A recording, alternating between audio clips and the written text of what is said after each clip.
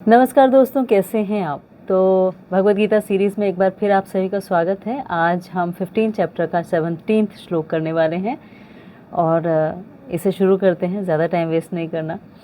तो श्लोक है, उत्तमा पुरुषस्तवन्यः परमात्मे उदारतः यो लोकोत्रयम् अविश्य बिभर्त्य अव्यय ईश्वरः।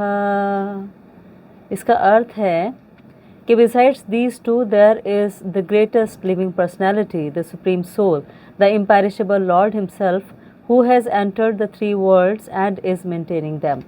यानी इसको अगर हम हिंदी में पढ़ें तो हिंदी में इसका अर्थ हुआ कि इन दोनों के अतिरिक्त एक परम पुरुष परमात्मा है जो साक्षात अविनाशी भगवान है और जो तीनों लोकों में प्रवेश करके उनका पालन कर रहा है।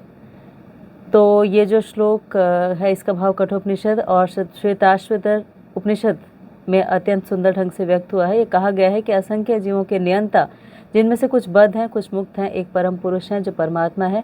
और उपनिषद का ये श्लोक है, नित्यो नित्यानाम चेतनश्च चेतनानाम। सारांश यह है कि बद्ध तथा मुक्त दोनों प्रकार के जीवों में से एक परम पुरुष भगवान होता है जो सबका पालन करता है और उन्हें उनके कर्मों के अनुसार भोग की सुविधा प्रदान करता है।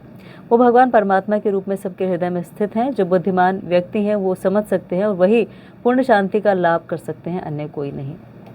तो ये इसका अर्थ है। मंगलाचरण कर लेते हैं। ओम अज्ञानम तिमिरन्धस्य ज्ञानाञ्जनशलाकया चक्षुरुन्मीलितं येन तस्मै श्री गुरुवे नमः। नमो विष्णुपदाय कृष्णपृष्ठाय भूतस्मृतिपदास्य अधिकारिते नामिने नमो विष्णुपदाय कृष्णपृष्ठाय भूतस्मृतिपदास्य सोदय गौरवाणी प्रचारिणे विशेषशून्यादिपश्चादेशतार मुखं करोति वाचालं पंगुं लंघयते गिरिं यत्कृपातम् अहं वन्दे श्रीगुरुं दीनतारिणम्। तो ये जो श्लोक है दोस्तों, इसमें ये बताया गया है कि कल हमने जो पढ़ा था 16 श्लोक कल हमने पढ़ा था ना, तो 16 श्लोक में कहा गया था कि दो तरह के जीव हैं। जीवात्माएं दो तरह की होती हैं, एक होती है बद्ध और एक होती है मुक्त, यानी फैलेबल और इनफैलेबल। तो जो बद्ध जीवात्माएं हैं वो इस भौतिक संसार में रहती हैं और जो मुक्त हो जाती हैं वो आध्यात्मिक जगत में भगवान के साथ रहती हैं। ये भगवद गीता में बताया गया है। और इसमें बताया गया है कि उन दोनों के अलावा एक और लिविंग एंटिटी है, लिविंग पर्सनैलिटी है जो भगवान स्वयं है और जिनके बारे में श्वेताश्वतर उपनिषद और कठोपनिषद में बताया गया है विस्तार से। तो ये जो श्लोक है इसमें जो रेफरेंस आया है ये दोनों उपनिषद का, उसमें ये है कि नित्यो नित्यानाम चेतनश्च चेतनानाम, के भगवान जो हैं वो सबके प्रति चेतन रहते हैं, वो भी नित्य हैं, हम भी नित्य हैं, भगवान भी नित्य हैं। यानी हम भी इटर्नल हैं, हमेशा रहेंगे और भगवान भी हमेशा रहेंगे। अब उसमें जो दूसरी बात आती है वो है कि चेतनश्च चेतनानाम, कि हम जो हैं हम अपने शरीर के प्रति सचेत रहते हैं, लेकिन वो भगवान क्यों हैं? क्योंकि वो सबके प्रति सचेत रहते हैं। हमारे साथ क्या होता है कि हम जैसे मेरे पेट में अगर दर्द हो रहा है तो मुझे वो दर्द सिर्फ मुझे फील होगा, किसी और को फील नहीं हो सकता। लेकिन भगवान जो है क्योंकि वो सबके दर्द को फील कर सकते हैं, तो वो ईश्वर इसलिए क्योंकि वो उसे फील कर पा रहे हैं। हमें जब तक कोई दूसरा आदमी बताएगा नहीं, या मान लीजिए मेरे पेट में दर्द है और मैं किसी को बताऊंगी नहीं तो फिर उसे पता नहीं लगेगा, लेकिन ईश्वर को बताए बिना भी सब पता लग जाता है। इसीलिए जब भी हम कभी मंदिर जाते हैं, मस्जिद जाते हैं, गुरुद्वारे जाते हैं, गिरजाघर जाते हैं, तो हमें कभी भी कुछ मांगना नहीं चाहिए, क्योंकि वो तो हमारे हृदय में परमात्मा के रूप में विराजमान है और उन्हें सब पता है हमें क्या चाहिए, कब चाहिए। तो हम मांग के वो जो इतना सारा देने वाले थे उसको लिमिट कर देते हैं, छोटा कर देते हैं। इसलिए कभी भी जब हम जाएं हमें कभी कुछ भी नहीं मांगना चाहिए। हमारा प्रयास होना चाहिए किसी भी काम को करने के लिए, हमारी मेहनत होनी चाहिए, लेकिन हमें मांगना नहीं चाहिए, क्योंकि जहाँ हमारी सोच खत्म होती है वहाँ से वो जो परम शक्तिमान है उनकी सोच शुरू होती है। तो वो हमें हमसे बेहतर ही देंगे जो हमने सोचा है। आपको स्टोरी सुनाती हूँ छोटी सी, कि एक बार एक माँ जो थी एक बच्चे के साथ एक ग्रॉसरी स्टोर में गई और जो वहाँ पे शॉपकीपर थे, जो दुकानदार थे, उन्होंने टॉफ़ी का डब्बा खोला और उस बच्चे के आगे कर दिया। तो उस बच्चे ने एक भी टॉफ़ी नहीं उठाई। तो जो माँ थी उन्होंने भी बोला कि बेटा ले लो टॉफ़ी, तो भी उन्होंने नहीं उठाई। जो अंकल थे, जो ग्रॉसरी शॉप ओनर थे, दुकानदार थे, उन्होंने भी कहा कि बेटा टॉफ़ी ले लो, तो उन्होंने बच्चे ने नहीं ली। तो फिर जो दुकानदार था उसको बड़ा आश्चर्य हुआ और फिर जब वो बच्चा जाने लगा तो दुकानदार ने उसको मुट्ठी भर के, दोनों मुट्ठी में उसके टॉफ़ी भर के दे दी। तो उनकी जो माँ थी उन्होंने पूछा वापसी में बच्चे से कि तुम्हें मैं कह रही थी कि टॉफ़ी ले लो तो तुमने क्यों नहीं ली? तो उन्होंने बोला कि अगर मैं अपने आप लेता तो मैं एक एक टॉफ़ी लेता, दोनों हाथ में एक एक टॉफ़ी लेता, लेकिन जब अंकल ने दी तो उन्होंने मुट्ठी भर के दी और उनकी मुट्ठी भी बड़ी थी मुझसे। अगर मैं मुट्ठी भी भरता तो भी मेरी मुट्ठी तो छोटी सी, उसमें 3-4 टॉफ़ी आती, लेकिन उन्होंने भर के दी तो इतनी सारी दे दी। तो वो बच्चा इतना इंटेलिजेंट हो सकता है तो क्या हम नहीं हो सकते? हम नहीं समझ सकते कि जब हम कुछ नहीं मांगेंगे ईश्वर से तो हमें बहुत कुछ ऐसा मिल जाएगा जो हमने कल्पना भी नहीं की। इसलिए क्योंकि वो नित्यो नित्या नाम है, जो इस श्लोक में बताया गया है कि वो तीनों लोकों में प्रवेश करके उनका पालन कर रहे हैं, यानी परमात्मा के रूप में हमारे अंदर विराजमान है। तो उनसे कुछ भी मांग कर हम उन्हें लिमिट कर देते हैं, उन्हें बांध देते हैं, और फिर बांधने के बाद पहले तो वो हमें दे देंगे क्योंकि हमने मांगा, बार बार मांगा, और उसके बाद में जो मांगा उसके जो रिजल्ट्स होते हैं, उसके जो रिपरकशंस होते हैं, उसके जो परिणाम होते हैं, उन्हें भोगने के लिए भी हमें परेशान होना पड़ता है। इसलिए सबसे अच्छी बात यह है कि हम कुछ भी ना मांगें, जो वो दे रहे हैं ठीक है। और इस श्लोक में कहा गया है कि इन दोनों के अतिरिक्त, यानी जो क्षय और अक्षय जो जीवात्मा है, उनके अतिरिक्त एक परम पुरुष परमात्मा है। परम पुरुष परमात्मा मतलब कि वो जो सब कुछ जानते हैं, जो सब कुछ मैनेज कर रहे हैं, जिन्होंने सब कुछ क्रिएट किया है, बनाया है। तो जो क्रिएटर है, मेंटेनर है, डिस्ट्रॉयर है, और जो सब कुछ चला रहे हैं जब तक वो संहार नहीं हो जाता, वो सब के सब जो हैं वो परम पुरुष हैं। तो वो परम पुरुष जो हैं वो हमारे अंदर परमात्मा के रूप में विराजमान है, इसीलिए उनसे कुछ भी मांगना बेकार है। और वो अविनाशी भगवान है, ये भी इसमें कहा गया है, और वो तीनों लोकों में प्रवेश करके उनका पालन कर रहे हैं। तो वही ईश्वर तीनों लोकों में प्रवेश करते हैं और उसके बाद पालन करते हैं। उसका पालन मतलब मेंटेन कर रहे हैं। देखिए, हम अक्सर देखते हैं कि भगवान विष्णु के बहुत सारे अवतार हैं, ब्रह्मा जी के अवतार कम देखते हैं। भगवान ने अपना एक्सपेंशन किया, उन्होंने तीनों कामों के लिए, यानी पालन करने के लिए, सृजन करने के लिए, संहार करने के लिए 3 एंटिटीज़ बना दी हैं, 3 तरह से अपना विस्तार किया। तो ब्रह्मा, विष्णु, महेश। अब इनमें हम देखते हैं कि ब्रह्मा जी के बहुत सारे अवतार नहीं हैं, है ना। जो शिव जी हैं उनके बहुत सारे अवतार नहीं हैं, लेकिन विष्णु के बहुत सारे अवतार हैं। तो ऐसा क्यों है? क्योंकि विष्णु जो है वो मेंटेन करते हैं। सृजन करना एक बात होती है, संहार करना दूसरी बात होती है, लेकिन उसका पालन करना ये सबसे डिफ़िकल्ट काम होता है। आप खुद ही सोचिए कि हम किसी से कोई रिलेशनशिप बनाते हैं, कोई संबंध बनाते हैं। संबंध बनाना सबसे आसान होता है। आप एक बार मिले, आपने उनको हेलो हाय किया, आपका संबंध बन गया, आपने उनका कॉन्टैक्ट नंबर भी ले लिया, ठीक है। तोड़ना उससे भी आसान होता है। आप एक गलत बात किसी को बोल दीजिए और वो संबंध टूट जाएगा।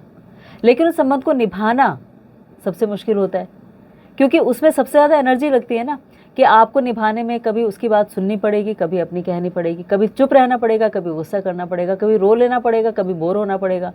सारे इमोशंस जो हैं वो निभाने में आ जाते हैं। इसीलिए विष्णु जो है, विष्णु क्योंकि ये वाला पार्ट संभालते हैं, मेंटेन करने वाला, तो इसीलिए उनकी ड्यूटी सबसे सख्त है, और इसीलिए उनके इतने सारे अवतार हैं जो हम देखते हैं। तो वो सबके पालन करता है, ये यहाँ पर कहा गया है। तो असंख्य जीव हैं, कुछ बद्ध हैं, कुछ मुक्त हैं, लेकिन परम पुरुष एक हैं जो परमात्मा है, और वो है नित्यो नित्यानाम चेतनश चेतनानाम। तो सारांश ये है कि दोनों प्रकार के जीवों के लिए एक परम पुरुष भगवान है जो सबका पालन करते हैं और उनके कर्मों के अनुसार भोग की सुविधा प्रदान करते हैं, उनके कर्मों के अनुसार। देखिए, भगवत गीता 5 सब्जेक्ट मैटर्स को डील करती है। एक है ईश्वर, एक है जीव, फिर है प्रकृति, फिर है काल, फिर है कर्म। अब ये जो ऊपर की 4 चीज़ें हैं ये स्टैटिक हैं, हमेशा रहेंगी। ईश्वर, जीव, प्रकृति, काल, ये ऐसे ही रहती हैं। सिर्फ और सिर्फ भगवत गीता पढ़ने से हम क्या गेन करने वाले हैं कि हमारा जो कर्म है लास्ट इसमें से जो है वो चेंज हो जाता है। और वो चेंज होते क्या होगा कि ईश्वर, जीव, प्रकृति, काल, तो काल के हम परे हो जाएंगे, हम प्रकृति के परे हो जाएंगे, और जो जीव है अपने कर्मों के हिसाब से ईश्वर के साथ अपने संबंध को प्रगाढ़ कर सकता है और अच्छा कर सकता है। इसीलिए कर्म कैसे चेंज करने, ये भगवत गीता हमें सिखाती है कि कर्म कौन से ऐसे हों जो हमें कर्म बंधन से मुक्त कर दें।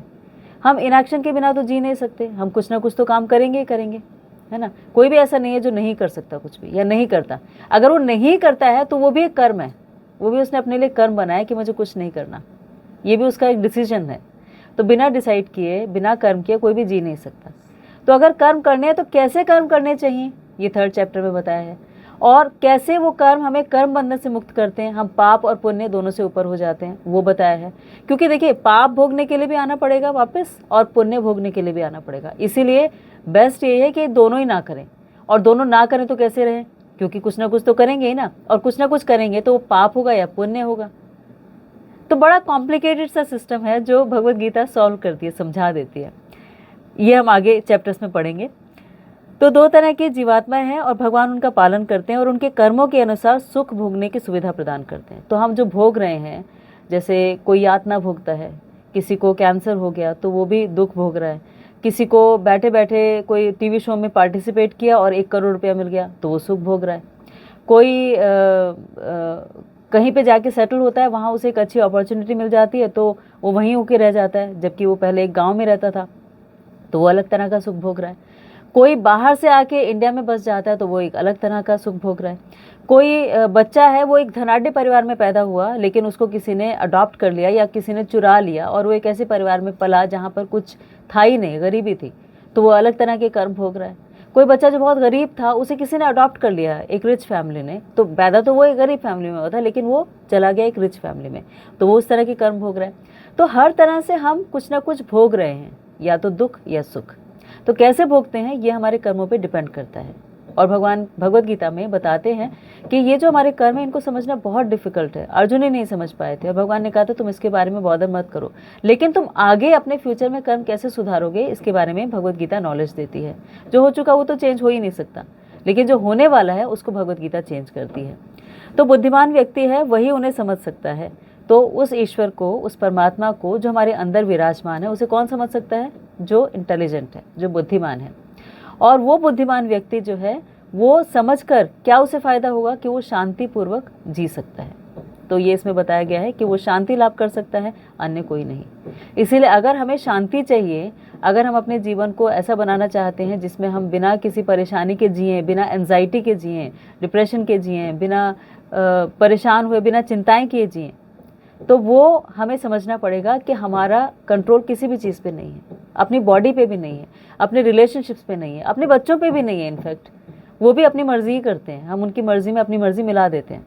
तो जब किसी चीज़ पे कंट्रोल है ही नहीं तो फिर किस बात की परेशानी, या क्या सोच के हम परेशान हो रहे हैं, क्या हम बदल देंगे? हम तो ऐसे हैं जैसे कि मान लीजिए एक चिड़िया है, वो अपने पैर ऊपर करके लेट जाए और बोले कि मैं इसीलिए लेटी हूँ ताकि बादल अगर गिरे तो मैं उसे संभाल लूँ, तो क्या चिड़िया संभाल लेगी? और क्या चिंताएं करने से हमारे परेशानियां कम हो जाती हैं? बिल्कुल भी नहीं होती। ये बिल्कुल वैसे ही है जैसे एक बूढ़ी औरत थी और वो एक ट्रेन में सफ़र कर रही थी और उसके पास एक बहुत भारी सा गठरी थी, एक भारी सी गठरी। तो उसे लगा कि मैं तो देखो, मैं तो सफ़र कर ही रही हूँ, मेरा तो वज़न है ही है, मान लो मेरा 80 किलो वज़न है तो मेरा है, लेकिन ये जो बेचारी ट्रेन है ये इस गठरी का भी बोझ उठा रही है, तो कम से कम इसका तो ना उठाए। और उसने किसी को रिक्वेस्ट किया, एक और वहाँ पे यात्री थे, उनको रिक्वेस्ट की, उन्हें प्रार्थना की कि आप ये गठरी मेरे सर पे रख दो। तो उन्होंने वो गठरी उठा के उस बुढ़िया के सर पे रख दी। और वो जो बूढ़ी औरत थी उसने गठरी अपने सर पर रख ली, ये सोच के कि ट्रेन को कम बोझा ले जाना पड़े। तो क्या ट्रेन का बोझा कम हो गया? नहीं हुआ ना, ट्रेन को अभी भी उतना ही बोझा लेके जाना पड़ रहा है। सिमिलरली जब हम सोचते हैं कि हम अपनी चिंताओं की गठरी अपने सर पे रख लेंगे तो भी परमात्मा तो हमारे अंदर है, उनको उतनी परेशानी होती है जितनी कि पहले जब वो साइड में रखी थी तब थी। तो इसीलिए दोनों चीज़ें जहाँ हैं वहाँ रहकर हमें उनके ऊपर कॉन्सेंट्रेट करना चाहिए, फोकस करना चाहिए कि आप ही संभालेंगे, आप ही पालन करता है, आपने मुझे यहाँ भेजा है, आपने किसी पर्पज़ के लिए भेजा होगा, तो मुझे बस वो बताइए, मुझे गाइड कीजिए कि मेरा पर्पज़ क्या है यहाँ आने का। ये हमारी चिंता होनी चाहिए और ये हमारा चिंतन होना चाहिए। अदरवाइज़ जो भी हम चिंता करते हैं वो चिंता बिल्कुल बेसलेस है, उसका कोई यूज़ नहीं है। तो ये श्लोक पढ़ के हमें ये समझ में आता है। तो आप इसे फिर से पढ़िएगा, आपको बहुत अच्छी तरह से समझ में आ जाएगा। आपने आज की वीडियो देखी, इसके लिए आपका बहुत बहुत थैंक यू, धन्यवाद, शुक्रिया।